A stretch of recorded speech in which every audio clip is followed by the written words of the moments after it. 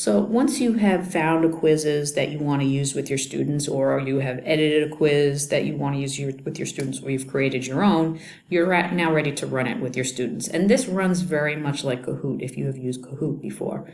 So we're logged into Quizizz, and I'm going to use one of the assessments that I have already stored in collections that I found in their database, and I'm going to navigate to where that is located. So we'll do this fractions one. So you can see here there's different ways to run this particular quiz. You can do it as a live game, which is what we're going to be doing in this video. You'll see over here there is a homework option. If I rest my cursor on this little question mark, it sort of gives you an explanation as to what each of these does when you run it. The homework one sets a deadline. Participants can play anywhere and anytime before the date. The only issue with doing this as homework is it will require the students to log in, which means they have to create a Quizizz account. If the students are under the age of 14, it will make them provide a parent email. So that's just something you have to be aware of if you plan on using the homework feature. Solo practice is if you want the students to kind of just sit and practice all of these questions on their own in a solitary environment, not a game environment.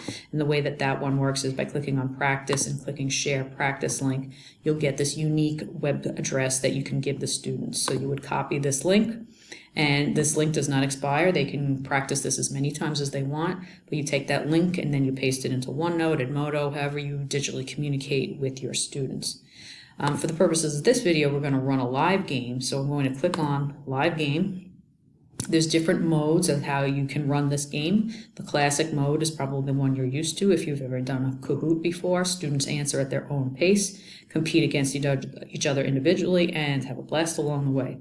The team method, what that does is when the students join your quiz, it will automatically select the students randomly and put them in various teams of 3 to 4 or 4 teams, depending on how many students are participating, and they'll be competing against each other. Now, while they will be still entering their answers individually on their own device, all of their scores when they're on the same team will add up. So they're kind of against each other in a team format.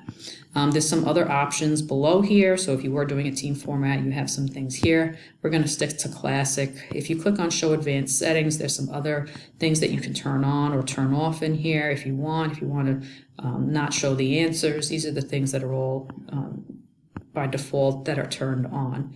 Show memes, there's little memes that are shown after each question, so you can take a look at those at your own time and decide if you want to leave those on or off. So we're going to be ready to host the game. So once we click host a game, all of the instructions that the students need to know are going to appear. So you can see how this runs. I'm going to split my screen, so my left side is going to be my teacher side, and the right side over here is going to be acting as a student. So the student on this right-hand side will enter the code that they see on the screen. They will go to joinmyquiz.com, enter the code, click join. They'll be asked to enter their name, and then they will click start game.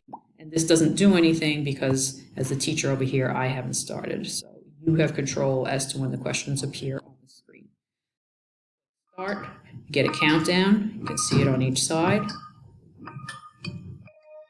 So the difference here is on Kahoot, the question didn't actually appear on the screen. So the students have a certain period of time to answer this question. They pick their answer. And I got it wrong. So each question will go, and these are the memes that I was talking about.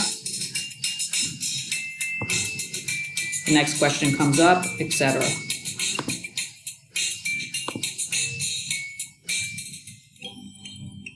And that is how you would run a game.